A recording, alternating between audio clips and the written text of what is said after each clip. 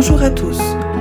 Le sujet du jour, les enfants réfractaires. Ces jeunes âmes, ou plutôt ces vieilles âmes et ces jeunes corps qui nous font vivre des émotions, qui nous font vivre des complications, qui sont indomptables, rebelles.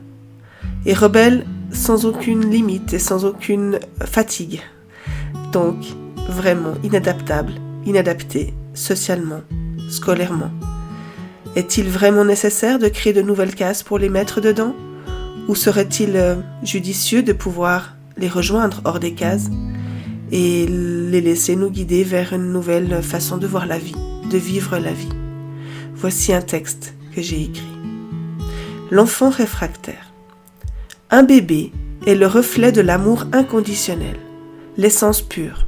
Puis, peu à peu, par les interactions qu'il a avec les autres, y compris et surtout ses parents, ses blessures d'âme se réveillent. Et c'est bien le chemin qu'il est venu faire. Ce paradoxe entre sa lumière pure et ses blessures. Il a à faire le chemin que nous avons tous à faire. Sortir de notre état de carbone pour redevenir diamant. Un enfant réfractaire ne dit pas non pour s'opposer, dit non pour rester vrai. Réfléchit la lumière qui l'éclaire, pas celle qui cherche à le mouler.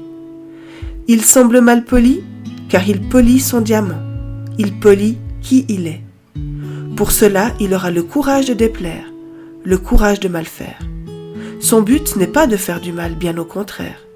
Il cherche à remettre de la lumière sur des choses sombres qui se sont maquillées en vérité. Il montre le chemin de la déconstruction pour mieux reconstruire. Il passe parfois par refléter la dictature de la société, quitte à passer pour un dictateur lui-même. Pourtant, si vous lui parlez avec le cœur, il ouvre le sien. À celui qui cherche sa vérité, à celui qui ne cherche pas à le contrôler, il répond des paroles d'une vérité absolue. Il affirme haut et fort qu'être vrai n'est pas être bien, bon ou parfait. C'est montrer l'entier de qui l'on est, même l'envers du décor, ce qui nous semble mauvais. Il souffre du manque d'amour et du jugement porté aux enfants réfractaires. Certes, il pourrait faire le même travail en douceur. Certains y parviennent.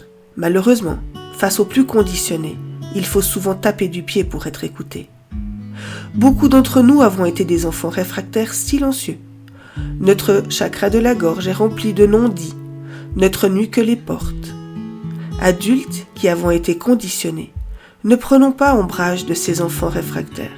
Laissons-les prendre par la main, nos enfants intérieurs. Osons être transparents. Osons montrer qui nous sommes. Pas qui nous pensons être ou qui nous voulons être, mais qui nous sommes vraiment. C'est cela être transparent. Ainsi nous laisserons la lumière nous traverser et nous illuminer. Nous brillerons de mille feux, non pas car nous serons parfaits, selon des dictats établis, mais parce que nous serons parfaites, chacun faisant sa part. Soit être un portail de lumière permettant d'éclairer ce monde. Être réfractaire, c'est parfois la première forme de sagesse. Si ce texte résonne en vous, si vous souhaitez en lire ou en découvrir d'autres, je vous invite à vous rendre sur mon site alexdesoi.com. Vous pourrez aussi me contacter pour un accompagnement si cela vous tente. Bien à nos expériences et belle journée.